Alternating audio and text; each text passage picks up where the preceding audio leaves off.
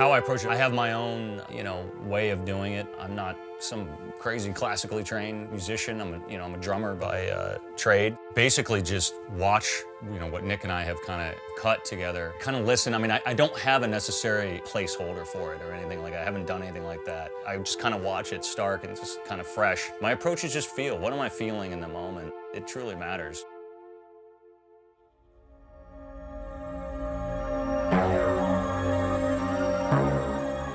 With Cheat, I basically wanted to take a different approach than past films. I wanted to do sort of pay homage to John Carpenter and also to Disaster Piece. The way that he can play so aggressive and so sort of glassy and soft and pull moments out of scenes and drive scenes that way. And it's subtle. Really kind of be simplified in using the different synths and even just kind of the progressions. I typically run stuff through a lot of tape effects. So what it does is it creates warble, it kind of creates uncomfortable sort of tones, for the audience to kind of drive them. This puppy, the Moog Matriarch, is my baby. I love this thing. I use this probably in every scene. In the dinner scene particularly, where Maeve and Charlie are still getting to know each other, obviously, and discussing their significant others and the situations they're in and their relationships. This worked great. It was just a simple, sort of subtle progression kind of going in and out, and I was able to kind of, mess with the pitch a little bit and the delays. He's been in there a couple years now, and it's probably for the best, but he still thinks that we're together. Which, I guess that we would be, technically. I never ended things officially. Kind of a hard conversation to have, given the circumstances.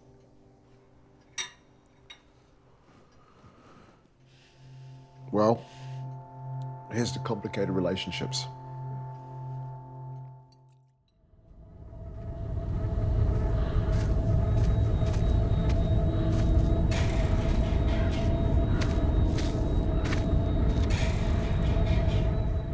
Obviously synth heavy, a lot of sort of low frequency, aggressive tones. I used the Korg MS-20 Mini, I used a lot. Yeah, so the MS-20 Mini, I think, obviously the MS-20 is a great synth, Daft Punk, all that, but this was really useful in the opening track of Cheat, when I was doing The Farmer's Daughter.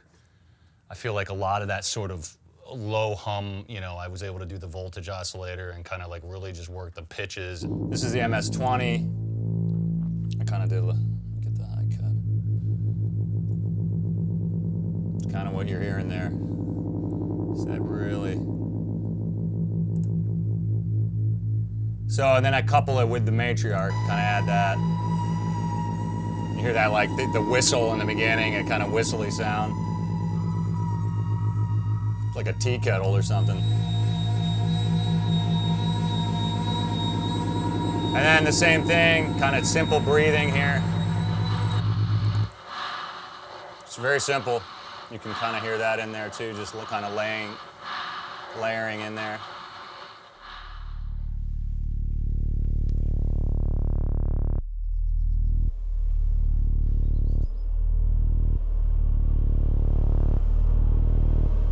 There's a track called Blood on the Sheets. There's a scene there where Maeve wakes up in the morning. I used the Moog Mother 32 to create a lot of growl and low end. I used this in the cutoff zone to kind of build where you hear this low growl in it. The resonance I kind of started to pull up as it is. I just had this low sort of, sequencing, sort of droning bass going, and I was able to kind of just mess with the frequency, the cutoff, and kind of like, the LFO rate as well, just kind of like make it growl the way it was.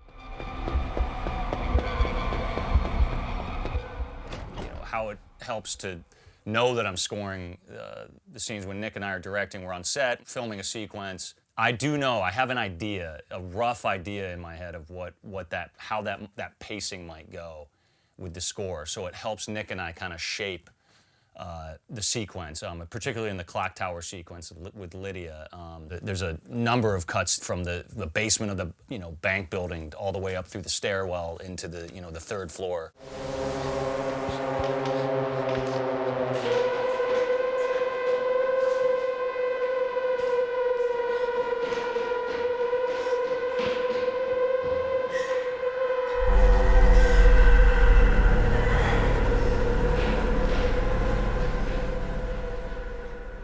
used a lot of sort of high frequency sequencing and things to make the audience feel really uncomfortable. That build, I had somewhat of an idea of what would work for that particular scene, and Nick and I were able to shape it.